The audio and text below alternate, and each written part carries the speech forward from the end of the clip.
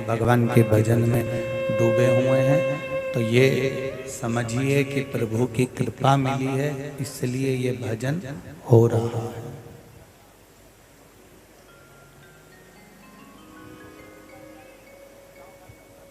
एक रुई में इत्र लगाकर कानों में फंसा लेने से कानों की शोभा नहीं है।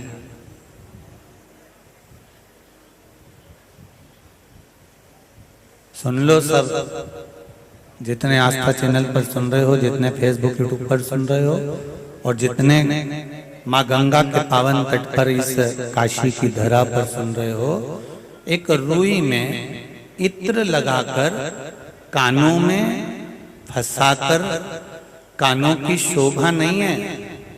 इस कानों की शोभा, इस कर्ण की शोभा तब है जब मनुष्य का देह मिले और शिव महापुराण की कथा मिले, तो समझो कि इस कर्ण का महत्व है।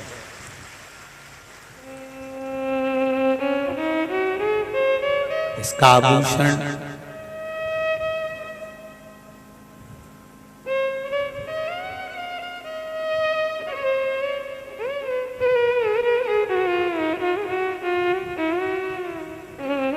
मैं माताओं से पूछना चाहूंगा और पुरुषों से भी पूछना चाहूंगा, उसमें हम भी गिनती में हो, हम भी कोई अलग से नहीं आए हैं, कि माताएं कान में कुंडल पहनती हैं, कान में बाली पहनती हैं, पुरुष लोग भी कानों में कुंडल पहनते हैं, बाली पहनते हैं।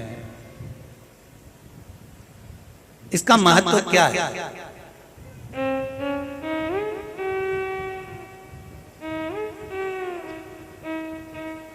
कोई तुमसे अगर भूले में पूछ ले, तुम्हारे बेटा बेटी, तुम्हारे बच्चे, मम्मी तुमने ये कानों में बाली क्यों पहनी, कानों में कुंडल क्यों पहना है, तो तुम्हें बताना तो पड़ेगा ना कि ये कुंडल क्यों पहना है। नहीं बेटा, वो कानों का श्रृंगार है। नहीं नहीं, बच्चों को बताना पड़ेगा कि जब हम सत्संग में जाएं और हमको कथा में जाने का समय पर, कथा में या मनुष्य देह में जब अच्छा मिले, तो हम इन कानों में, इन छेदों में अंदर उतार लें, और जब बेकार बात मिले तो जो कुंडल पहना है, कानों में छेद हुआ है, उस छेद में से बाहर निकल जाए, अंदर ना जा पाए। इसलिए हमने कुंडल धारण किया, इसलिए हमने कुंडल पहना,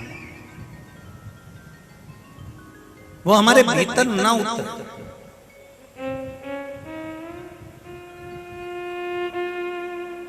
इन छिद्रों से वो बाहर निकल जाए, इन छिद्रों से वो चला जाए।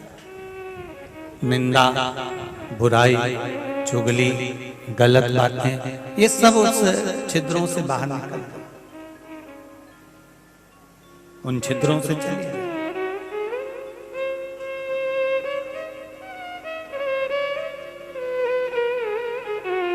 कुछ अच्छा मिले जीवन में,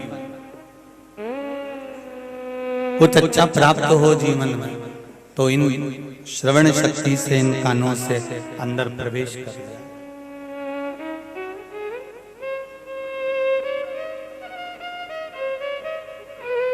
इन कानों से अंदर की ओर प्रवेश कर जाए। कुछ अच्छा मिले तो इसको चालू करो ना। कुछ अच्छा मिले, और जब हम अच्छा ढूंढने का प्रयास करेंगे, जब हम अच्छा प्राप्त करने का प्रयास करेंगे, तो ये निश्चित अच्छा मिलेगा।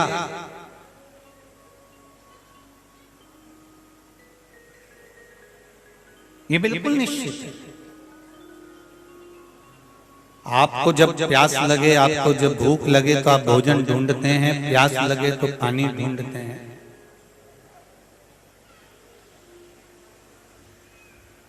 भूख लगे तो भोजन ढूंढा जाता है, प्यास लगे तो पानी ढूंढा जाता है। और जब हम ढूंढते हैं, बहुत प्रयास करते हैं ढूंढने का, और वो प्राप्त नहीं होता, तो हम उसके लिए व्याकुल हो जाते हैं, हम उसको ढूंढने के लिए प्रयासरत हो जाते हैं।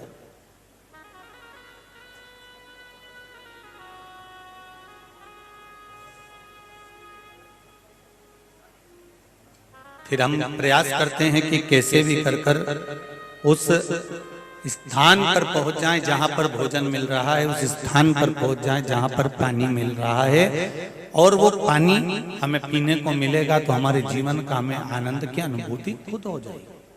हम प्रयास करते हैं।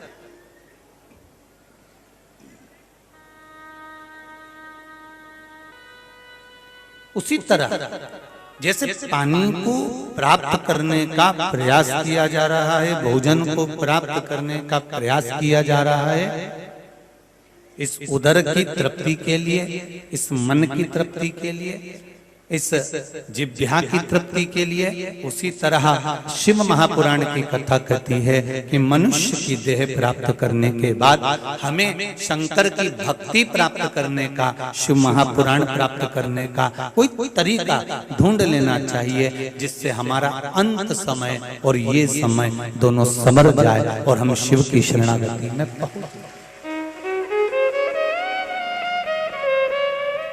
उसको संवारने का मौका है।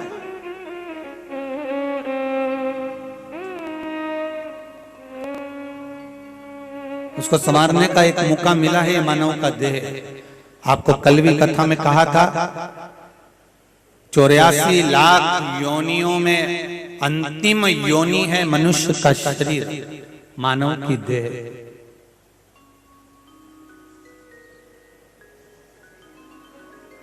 अंतिम योनि, और उस योनि के बाद में फिर कोई योनि का प्रमाण नहीं। उस योनि के बाद में फिर क्या तुम्हें मिलता है, कैसा तुम्हारा जीवन रहता है, कैसी जिंदगी तुम जीते हो, कौन सा योनि मिलता है, कौन सी योनि में हम पहुंचते हैं, उसका कोई अंदाजा नहीं।